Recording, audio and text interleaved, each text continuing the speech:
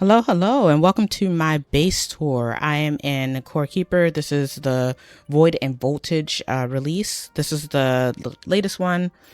I'm sure I have items here that maybe from that latest release. If you are avoiding spoilers, you might want to come back to this later. I'm up to date. I've beat the last boss for that release there, and I might mention some things about the game.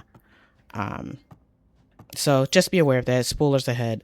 But let's get started. Let's look around a little bit. This is the atrium of my house and my main base. This is where I do my kitchen, my cooking. This is where I do my cooking in my kitchen. Let's try English. And my little dining room. Back here's my bedroom. I actually need to sleep here because I slept somewhere else by mistake earlier. With my first pet, I believe this pet is named S'mores. I can't remember off the top of my head. This was supposed to be a jewelry room. I didn't know there was going to be so many pieces of jewelry. So I'm going to have to expand my house eventually. And I'm not quite sure how I'll do that yet. And you'll see why I'm kind of stuck a little bit later. And then these are all of the armor. I think I have all the armor. I think I'm up to date at this point. But I've had to put some in bins because I don't have enough space in here for me to be able to run around and look at my whole collection. So again, I'm going to have to expand, but for now, this is what it is. Over here, we have a trophy room, and I just put out on display a couple of things that are important. And this is just where I hoard stuff, you know. And then this is the armory where I put all of my armor stuff. The extra cases and things like that are in here as well. And then up here is where I do my making. It's my craft room, you know, my laboratory, as Dexter would say, Dexter's lab. Out here, we are in my sorting facility and processing facility. Everything, all of the conveyors lead up to this area eventually so that things can be sorted in one of these many cases that I have here. I follow Dakon's Madhouse in order to come up with this engineering design, I guess. You can use the drills in order to keep things moving between the different boxes. If there's not room in one box, it'll move to the next one. So that's how those arms work. And you can look up Dakon's Madhouse for that. And like I said, the idea is that anything that comes into the base goes through the whole system. It gets processed if it can be processed. And once that's done, it goes into the sorting system. And based on the placement of my bins and my workbenches here, I can reach the things enough to be able to make new stuff if I pick out the right workbench. So yeah, so even though I don't have a workbench right here or a bin right next to the workbench, I can still make these items because they're within so many blocks of the crates there. So that's how that's set up. And then in here, I have my slimes and things so that I can make items that I need to make without having to reach or have a crate right next to it. Anyway, so that's that. Here is just a place where I can drop off items. The lava crates I use to destroy things. So these are shredders. So I can have things be shredded and then get put into my sorting system here. If I don't want to destroy it, if it's ready to go already, I put it in this bin and it can go into the sorting system and be good to go. Down here is my farm. I am a summoner and I am a mage secondary. Summoner and a ranged person. I use the chakrams there. So I focus on Pupaya and a Lunicorn as my main foods. I also have some of the fungi for when I'm fighting bosses. And of course you need some of the, I think these are called heartberries. I can't remember what they're called for health. And then of course some of the tulips, glow tulips for mana. And here again, this is my, this is the core of course and my main warp zone. This is a food box in case I forget to pick up food on my way out. And this is items for making boss items in case I need to do that. Here is another destroy box. So it goes through this the shredder system and comes back through to go into my sorting system. Here is another box for just dropping off things. I should change that to a purple box though. I'll do that later. Anyway, down here, I guess we'll go ahead and look at the pools. I made this shape just trying to make this first little shape here, just trying to make something interesting and not boring. And then I realized it looked kind of like a butterfly wing, so I just kind of expanded from there as I got more of the different types of water. And now I have a beautiful butterfly in the middle of my base. Over here is a secondary farm. This farm is for my critters, not my critters, my creatures, my ranching creatures. These are the foods that I don't eat, but at least I'm growing everything. So that's the main thing, you know, being kind of a completionist here. And I have little fountains in the middle, so that's fun. And then here is my creature ranch. I have one of each color for the creatures. The dodos here, one of each color. Same with the turtles. And down here I have the other cattle. I had a really hard time getting this gray color Moulin. It didn't occur naturally in my seed here, my biome seed or whatever. So, or world seed, I should say. So I ended up mating until I got the color I wanted, and now I have two of those. Even though I keep sanctuaries for all my animals and all the different areas in the world, I still have those two because I'm paranoid about losing my creatures. And up here is the merchant area. I don't like them being in little like rooms. It's so sad. So I gave them each their own little houses. The houses are cookie cutter, but I did design them to kind of feel like each merchant, and I gave them little pets. It's so cute. It makes me so happy. So they each have their own little pet, and they each have their own little house. And the idea is that this section of their house is a storefront, you know, so, you know, I'm going to visit them. I'm going to their little store or whatever.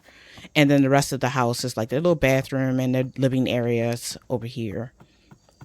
So that's the idea behind the design of each of their little houses. I'm pretty sure I stole the design from someone else.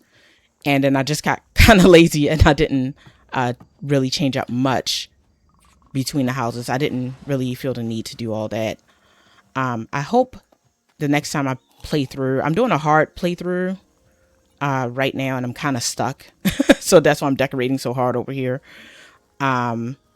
Maybe in the next playthrough, it would be more like a mall and less like a village. I don't know. This is just empty space for expansion. And this is an empty mob farm. I wanted to use the mobs from the Voids and Voltage release. And I actually successfully got them in here, but then they got out. I don't know how they got out though. And I just didn't want them to destroy things. So I decided to empty out that farm. And so I have an empty mob farm up top. I need to have more bridges so I don't have to run so far to get back into my base. So that's just kind of expansion. And then, oops, I'm over here. Just side of the farm. We can kind of cut through, I think. Let's go down to the bottom so you can see what's happening there. So down here, I built a kennel for all of my pets. I'm hungry again. I wish there was a way to like not worry about food as much. Like the little warning, I'm hungry. It's good, but like if I'm in building, I don't care if I'm hungry. It doesn't really matter. But anyway, these are all my pets. Actually, Coco is the one that's with me right now, and I believe this is Jelly. Jelly is the one I use when I'm fighting bosses. Coco is my everyday pet, and they have their little space here. This blue one was hard for me to find because I didn't have, for whatever reason, it just wasn't spawning in this world seed, so I had to go to a different world to find the blue one. Everyone else, though, all the other color variations, I was able to find in my my own world seed here. I don't know if I have all the critters. I definitely don't have them all on display. I know I've caught them all, but the display cases are just not big enough for me to I'm just lazy. I don't feel like figuring out if I have all the critters, but I do have all the pets that are released up to the Voltage and Void, and I have room for expansion for the pets as well. Back here I have a few bins that are empty, and then the king here has his own little space. He doesn't have to share with anyone. So that's my little kennel. And then over here is the bottom of the fish farm. The fish farm is connected to the wood farm up top. Basically, I hate fishing, and since there's a way to automate it, I'm so happy about that. So here is the food that I'm growing. I don't use the pine grapple because I'm not melee. I feed the pine grapple to the worms. The worms get fed to the fish, and the fish give me the buffs that I need. The main fish that I use is the verdant dragonfish, I believe it's called. I got that right. Yeah, for fire resistance. That one's really important. So this is my most important farm. And the other two are just optional, nice to have types of fish there. When you use the fishing farms, you don't get loot, so you only get the fish. So it's something just to keep in mind with that. Again, this is Dakon's Madhouse. The only change I made to his design was that I added a couple of timers here to slow things down.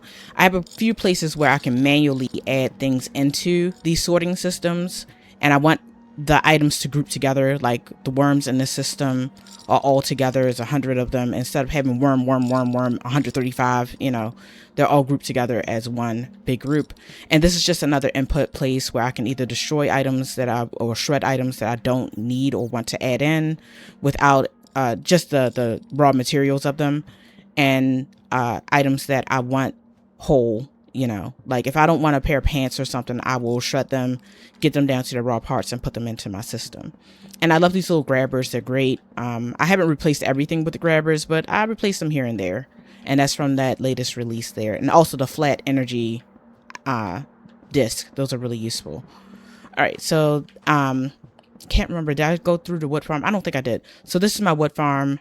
I have two of them because when I built the base initially, I had one just for logs and then the other one for planks. So the wood that comes through here runs through the planks saws here, and then they feed into the sorting system up here.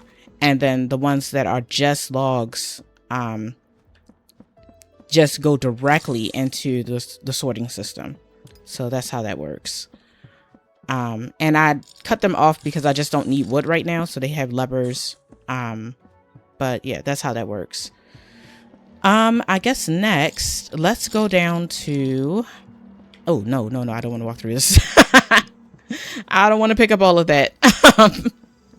Let's go down into the outer buildings. This is an area I don't know what to do with it yet, so I just kind of plotted it out for like plants, but I'm not sure what's going to go here yet.